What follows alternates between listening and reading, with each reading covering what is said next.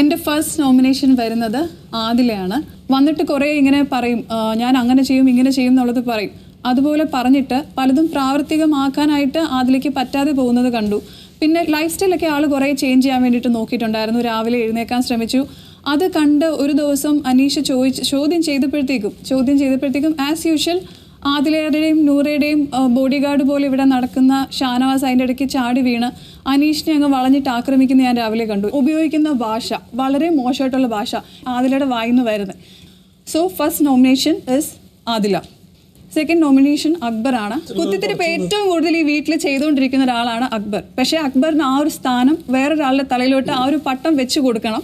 അതിന് വേണ്ടിയിട്ടാണ് അക്ബർ ബിന്ദിയെ ഇങ്ങനെ കരുവാക്കി ഫ്രണ്ടിൽ നിർത്തിയേക്കും. ഇപ്പോൾ ചെസ്സിലാണെങ്കിലും ഫ്രണ്ടിലായിട്ട് കുറച്ച് ഗെയിമേഴ്സ് ഒക്കെ ഇങ്ങനെ നിർത്തത്തില്ലേ, അതുപോലത്തെ ഒരു സേനാധിപൻ പോലെ വെച്ചു, പേരിട്ട് കൊടുത്തു, പാട്ട് വെച്ചു കൊടുത്തു, പിന്നെ അതങ്ങ് വൈറലാക്കാനുള്ള കാര്യങ്ങളെല്ലാം ചെയ്തു കൊടുത്തു. പക്ഷേ കുത്തിത്തിരിപ്പിൻ്റെ ആശാൻ എന്ന് പറഞ്ഞാൽ അക്ബറാണ്. ഈ വീട്ടിൽ ഞാൻ നോക്കിക്കഴിഞ്ഞാൽ ഷാനവാസ് പല കാര്യത്തിലും പാവമാണ്. ഷാനവാസ് അത്രയും ക്രൂക്കഡായിട്ട് ചിന്തിക്കുന്ന ഒരാളല്ല. പക്ഷേ ഷാനവാസ് വിവരക്കേടും കാര്യങ്ങളും ഉണ്ട്. പക്ഷേ മനസ്സിൽ ഒത്തിരി ആയിട്ടും വിഷം വെച്ചിട്ട് നടക്കുന്ന ഒരാളല്ല ഷാനവാസ്. ആ ഷാനവാസിന് പലതും അറിയാത്ത കാര്യങ്ങളാണ്. പക്ഷേ അക്ബർ അങ്ങനല്ല. അക്ബറിൻ്റെ ഉള്ളിൽ നല്ല ഉഗ്രം വിഷമുണ്ട്. എല്ലാവരുടെയും മനസ്സിലോട്ട് അതിങ്ങനെ ഇൻജെക്ട് ചെയ്തുകൊണ്ടിരിക്കുന്ന ഒരാളാണ് അക്ബർ. ബിഗ് ബോസ് സീസൺ 7 7 പണി 24/7 ജിയോ ഹോട്ട്സ്റ്റാറിൽ.